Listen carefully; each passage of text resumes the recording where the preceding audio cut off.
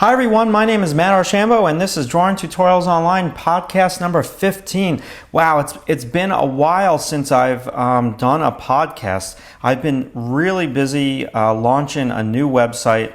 The website is on painting tutorials, and it is only pretty much available right now to members of DTO, members of DrawingTutorialsOnline.com, and that's what I've been up to. And I will launch that site to the public later this fall, but I just want to give you an idea of what I've been doing. I've been doing a lot of work. I've been filming a bunch of new video tutorials based on oil painting, and so yeah, that's what I've been up to. So what am I doing here? I know you guys don't necessarily love when I come into a drawing and I just ramble on and I don't start it from scratch, but it is kind of really difficult to do a drawing from beginning to end in like 5 minutes. So basically what I'm doing is I'm in the middle and I'm going to do some good drawing for you. I'm not just going to talk the whole time.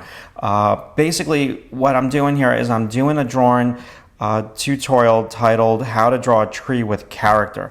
Okay, and so this is pretty big for me, and I have my photo reference of the tree, and I'm not going to copy it 100%. I think I've been working on this drawing so far for about 45 minutes, and I really want to get like some twists into this tree and some character, and I do not want to draw it like a telephone pole. So the first thing here that I'm really trying to get across to the members of Drawing Tutorials Online through this tutorial, this is going to be like a 2 or 3 day drawing, so I'm going to be working on it for a long time, is the gesture. So I'm really trying to get like a movement in my pencil stroke that comes up from the left, and then we come up and we hit the extreme far right of the trunk, and then we roll back into the trunk and we come up into this branch. Now when I look at all the branches up top over there on the reference, a lot of them are really dark and the tree is extremely top heavy. So I'm not going to copy the reference exactly. I do not want to copy it exactly. I want to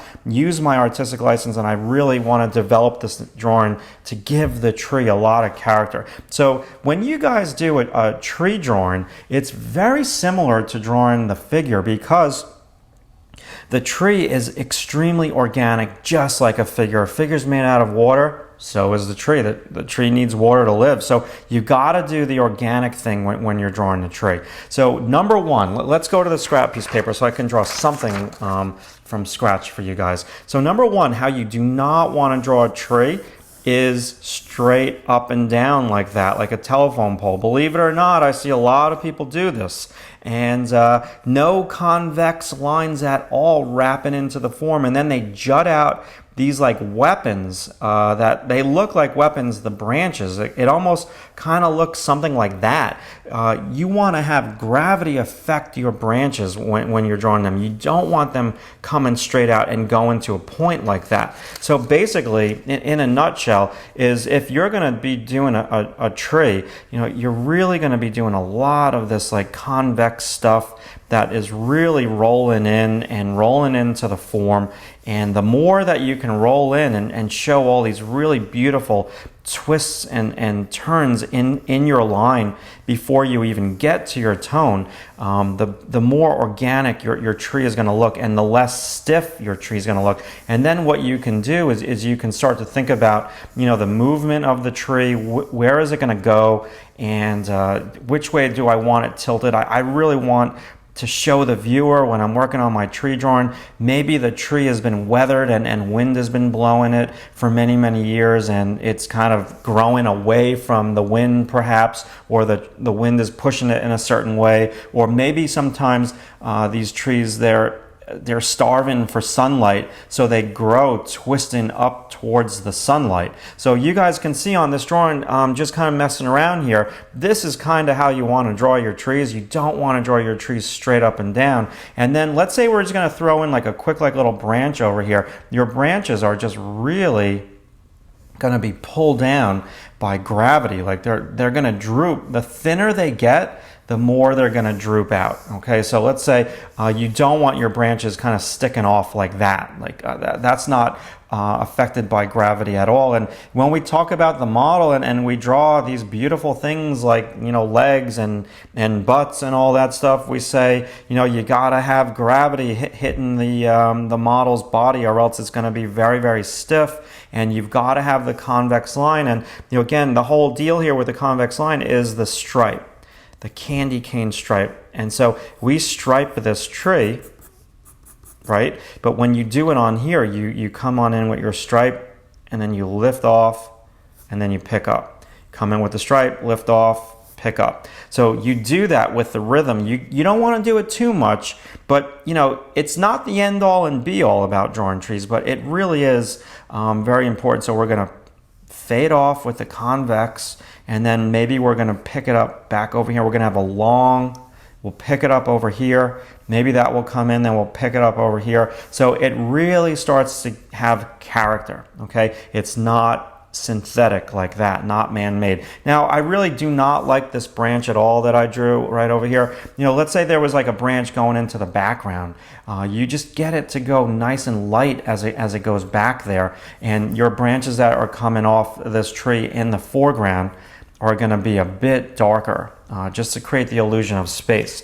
Okay, so that's kind of like what I'm trying to show you here on this drawing. Even though this drawing is at a very awkward stage, and I feel as though I'm showing you this drawing at an awkward stage because, I'm just trying to put some stuff out there for you. Again, I've been working on this for about 50 minutes, and I'm going to try to work on this for 2 days. So we're at a weird stage, and all my values are off. That's what I mean about weird stage. I got some darks over here, but I got lights over there. So as I progress, I'm thinking about up top over here, which of these branches is going into the background. Now I can compare this to my photo reference, and I see some lightness on my photo reference over there, but I want to exaggerate that. I see some darkness up top over here. I don't want to copy that darkness because I want to have rhythm, and I want to have movement, I want to have gesture. So branches that go into the background, let's take this branch right over here. See how it's going into the background? If I make that dark and I put that dark against that light sky,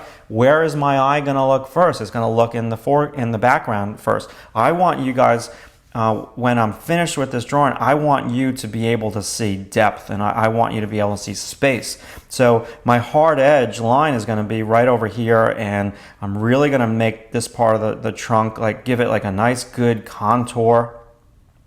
Okay, I'm going to give that some character on the edge. There's a lot of things that I can't get into on this little short podcast, but if you can just pull these things, this is also dubbing as the drawing tip of the week here, killing 2 birds with 1 stone. If you guys can just, when you're drawing trees, if you can get away from turning your tree into a weapon, branches, if you walk into that branch, you're dead. If that thing's going to stick you right in the eye.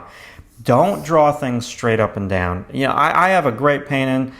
Great is the wrong word. I have a painting that I did when I was in college, and I brought it in to show a teacher, and all the trees were going straight up and down. He's like, the trees look fake, they don't look real. And I learned from that because I worked on that painting for like a week or 2, and I was like so disheartened when I got that criticism from the teacher. But I learned something, and I learned, don't draw straight up and down. Feel the tree, feel it growing the way that the wind is blowing it, or the way that it's striving for sunlight. Think of the tree is really wide up top with the branches. It could be 30 feet wide with the branch span. So you just have an enormous a variety of value in the tree to show things going back. And when you're drawing a tree with all the beautiful texture on it, every pencil stroke is going to count. So a lot of these pencil strokes, I'm having them wrap around the form, and again, that is all of that candy cane stripe thing. And I can come back and I can do all this like little texture stuff, and I will eventually come back and I will press down harder, and I'll make all these beautiful bark things without destroying the paper. And the other thing that I wanted to mention to you guys is, you guys see on the photo reference over there how there's some like rim light hitting the tree. I'm really exaggerating that on both sides of the tree, and I'm not just thinking of the tree as a simple cylinder. I'm thinking of the tree made up as a bunch of surface planes. So I have like a surface plane over here. There's lots of other goody things that we can talk about, like the perspective and all that. But if you can just, let's knock it down and let's just kind of bring it on home here. Number one, what is going to be the gesture of your tree? Just like the gesture of a figure. Number two, don't draw things just on the edge. Bring your beautiful convexes in and twist the tree. Twist it so it's growing in a very weird way. It's just going to add more character. Have every pencil line count. Wrap all this stuff around the cylinders or around the surface planes.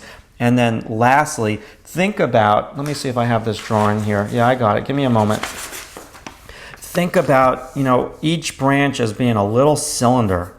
Okay, and if this branch is going this way and the light's coming right up from up above, this cylinder is going to have that much of shading. Maybe this branch, which is kind of going in that direction, is going to have that much of shading. Maybe this branch is putting shadow on this entire branch over here. So you've got to just think about all the branches as coming in all different directions towards you, away from you, and which way is the light hidden, and then you incorporate foreground, midground, background with the value contrast, and you're going to create depth. So I hope that I helped you on this podcast number 15. I've been super busy, and now that I got the Paint Insight launched, I'm doing a video a week on that site, and they're all step-by-step videos. And once the site is launched, I will let you guys know. But right now, I'm just trying to be really loyal to the people who are members of DrawingTutorialsOnline.com, and I'm making all the videos accessible to them only. Once I get enough content on the website that I feel comfortable to announce it to the world, I'll let you know. But I've been super busy, and I think you're going to be really excited about some of the new painting tutorials that I'm going to have, and I will eventually have some painting tips of the week. So hang in there. Thanks so much for watching the podcast, and any comments, leave some comments on my blog. I'd love to hear what you think about the video, and appreciate you guys watching. See you soon.